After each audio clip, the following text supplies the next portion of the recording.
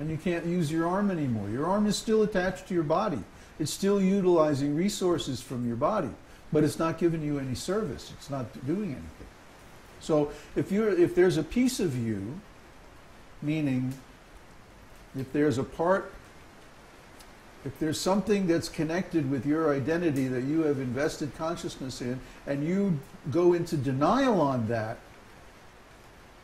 then it's like it goes numb and you can't do anything with it, including take the consciousness back and stop identifying with it.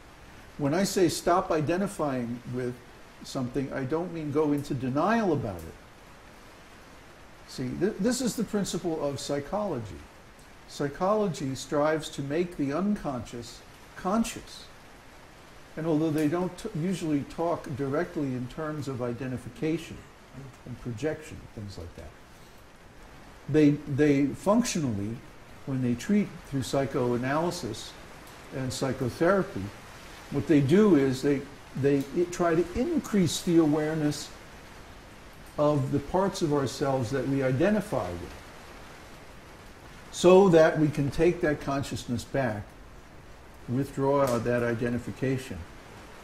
Because you can't withdraw the identification if you're in denial. Oh no, I'm not identified with that. Oh no, I never think that. Oh no, I never feel that. No. So the fact that we have a subconscious means that we have not only identified with these thoughts and feelings and things and people and stuff, but we have also pushed that identification below the surface of our consciousness into denial, through the process of denial. See? But oh no, I don't ever think about that. Huh? It's just like some people, when they hear that Bhagavad-gītā is spoken on the battlefield, they get all upset. Oh, this is violence, this is war. Huh? You never got violent? You never got angry? You never had a fight when you were a kid? Come on, you're lying. You're in denial. You're in denial about your anger, because anger is a thing that everybody feels. Everybody feels anger. It's a part of life. Even Krishna feels anger. And when he does, he turns up as a roaring lion. So, try to understand. Everything that is a part of being human is included in ourself. Right? And if we deny that part of ourself, we lose that part of ourself. And we cannot get it back until we bring that part of ourself back into awareness, back into consciousness. That's why one of the preliminary exercises or preliminary processes of spiritual life is like depth psychology, becoming really aware, really conscious of what it means to be human. You see? If you're on some mental platform that, oh, I never get angry, and I'm never bad, and I never do anything, that's nonsense. That's a complete false construct. Huh? And it's built on denial, and because it's built on denial, a huge portion of the self becomes unavailable. And that part which is pushed into denial cannot be recovered until we become conscious of it and own it and take responsibility for it. Okay? Then we can say, okay, now I withdraw my identification with that. You have to distinguish between withdrawing identification and going into denial and making believe that's not there. Oh my God, that's a huge misunderstanding. The question is that sometimes when I, suppose I'm getting angry or upset about something, and then I try and think of second chapter of Bhagavad-gītā, and I think this is actually not relevant to my actual situation, so it shouldn't affect me. So let me not worry about it. That's a nice theory. I'm angry. Gosh darn it, I'm angry. Oh well, actually, that is not relevant to my present situation. It says so in this book here. It's actually yeah, it says so right here in the book, on page 327. Duh. That's exactly denial. That's exact. See, and because you're not taking responsibility for your anger. What does that mean to take responsibility? First of all, it means you accept that it's real. See? First of all, you accept that it's real. This anger is real. And right now, in my conception of myself, I think this is part of myself. Right? Then you bring in Sankhya philosophy. Okay, where am I feeling this anger? In my mind. Why am I feeling this anger? Because something happened to X that I'm attached to that I didn't want. Okay? I did not want this to happen to this thing that I'm attached to. Okay? So now I'm angry. So now, is this thing that I'm attached to really part of myself? No.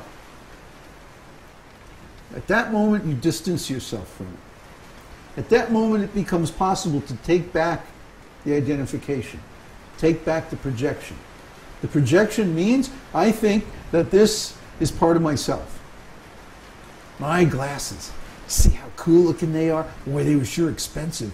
Man, we had to go to the shop 4 times to get them right. Blah, blah, blah, blah.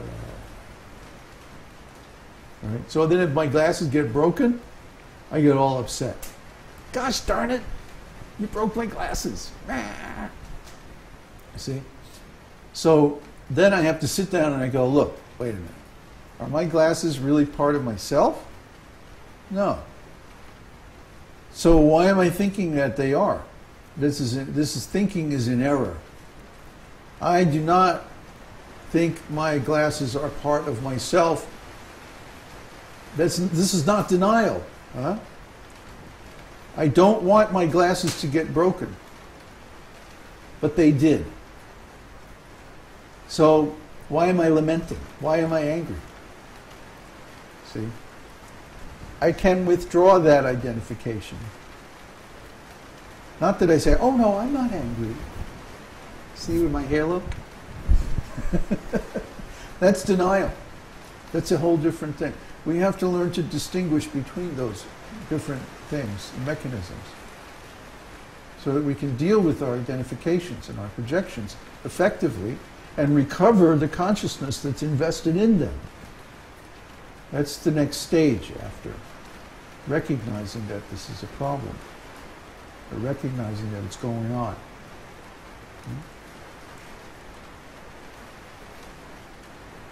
It's a long process. It's not an overnight thing, right?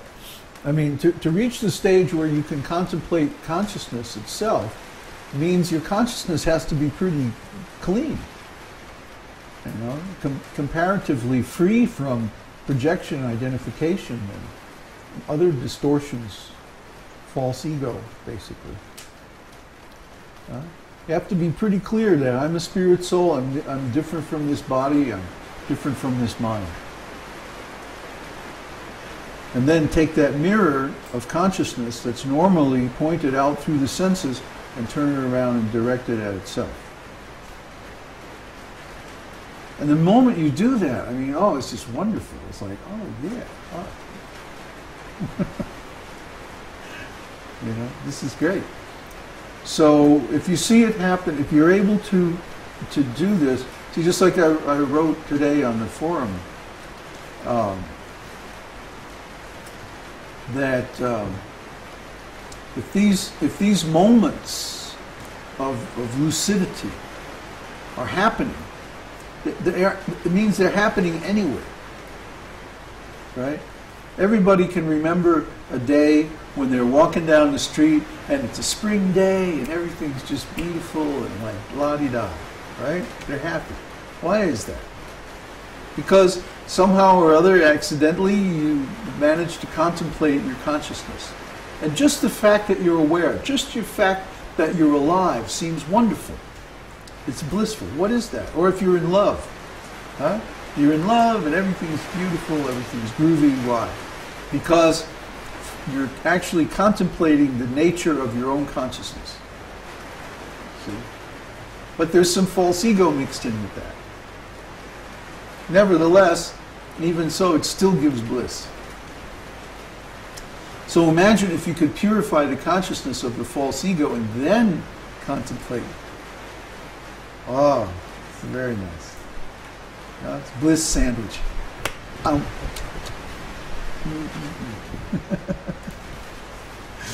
And you can have it anytime you want. See? Just sit down and contemplate your consciousness. I mean, it's so cool.